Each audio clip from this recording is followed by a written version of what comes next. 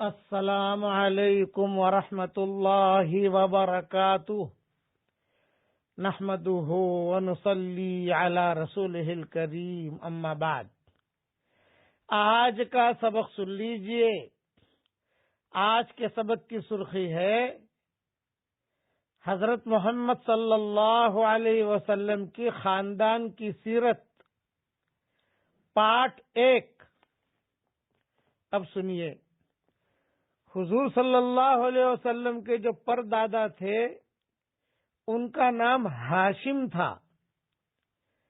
بہت ذہین اور بہت سمجھدار تھے، بہت خیر خیرات کرتے تھے۔ تجارت کے لیے یہ شام جایا کرتے تھے۔ ایک مرتبہ مکہ مکرمہ سے شام جا رہے تھے، راستے میں مدینہ منورہ میں قیام کیا اور قیام کر کے بازار میں کوئی چیز خریدنے کے لیے گئے۔ وہاں ایک لڑکی پر نظر پڑی۔ لڑکی بہت خوبصورت تھی، اس کے چہرے سے شرافت ٹپک رہی تھی۔ تو یہ ہاشم نے لوگوں سے پوچھا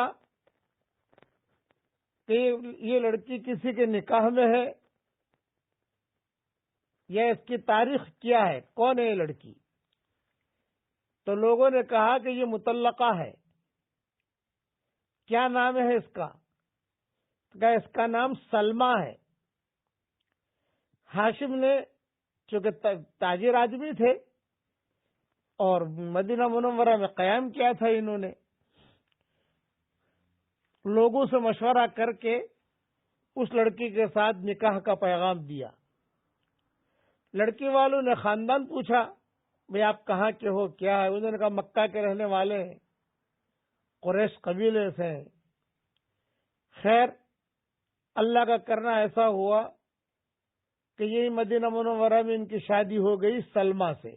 ہاشم کی شادی سلمہ سے ہو گئی۔ کچھ دن قیام کیا، حمل ٹھہرا۔ اب یہ ہاشم غزہ کی طرف چلے گئے، فلسطین، شام، اس علاقے میں چلے گئے تجارت کے لیے۔ وہاں کوئی غزوہ وغیرہ ہوا، وہیں پر یہ ہاشم شہید ہو گئے۔ ان کے ذہن میں یہ بات تھی کہ واپس جب آؤں گا مدینہ منورہ ٹھہر کر بیوی کو لے کر مکہ مکرمہ چلا جاؤں گا، لیکن خدا کا کرنا ایسا ہوا کہ وہیں شہید ہو گئے، وہیں ان کی قبر بن گئی۔ اب سلمہ کے پیٹ سے عبد المطلب پیدا ہوئے۔ تو عبد المطلب جب پیدا ہوئے تو ان کے سر کے اوپر سفید بال تھا ایک۔ جب یہ پیدا ہوئے سفید بال تھا تو سب نے کہا کہ شیبہ شیبہ شیبہ، یہ تو بوڑھا ہے، یہ تو بوڑھا ہے۔ علماء نے ایک بات لکھی ہے کہ بڑھاپے سے پہلے کوئی بوڑھا ہو جائے یہ اس کی ترقی کی علامت ہوتی ہے، روحانی ترقی، کہ بہت بڑا آدمی بنے گئے۔ اسی طریقے سے بچپن میں کوئی بچے پیدا ہو اور کوئی خاص چیز، نئی چیز کو ان کے سر پر ایسی دکھائی دے، یہ بھی ان کے بڑے ہونے کی علامت ہوتی ہے کہ آگے چل کر یہ بڑے بنیں گے۔ کبھی شیبہ، یہ تو بوڑھا ہے، بوڑھا ہے۔ اب سلمہ اور یہ عبد المطلب، یعنی ماں اور بیٹا، یہ دونوں کے دونوں یہی مدینہ منورہ میں قیام کیا انہوں نے۔ اور ہاشم، ان کا انتقال ہو گیا، شہید ہو گئے، وہاں انتقال ہو گیا اور غزہ میں دفن ہو گئے۔ مکہ والوں کو پتا چلا کہ اس طریقے سے حادثہ ہوا ہے، اور شادی بھی کی تھی انہوں نے۔ تو عبد المطلب کے جو چچا تھے، ہاشم کے بھائی، ان کا نام بھی مطلب تھا۔ یہ آئے مدینہ منورہ اپنے بھتیجے کو لینے کے لیے اور بھابھی کو لینے کے لیے۔ باقی تفصیل انشاءاللہ کل پوری کروں گا۔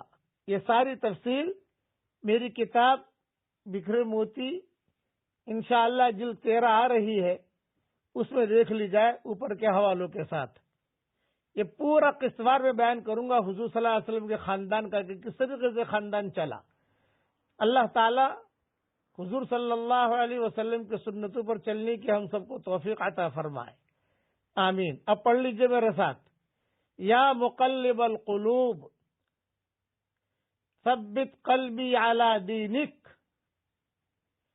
یا مصرف القلوب صرف قلبی الی طاعتک۔ حضور صلی اللہ علیہ وسلم یہ دعا بہت پڑھا کرتے تھے۔ اللہ تعالیٰ یہ دعا ہم سب کے لیے قبول فرمائے، آمین۔ وآخر دعوانا ان الحمد للہ رب العالمین۔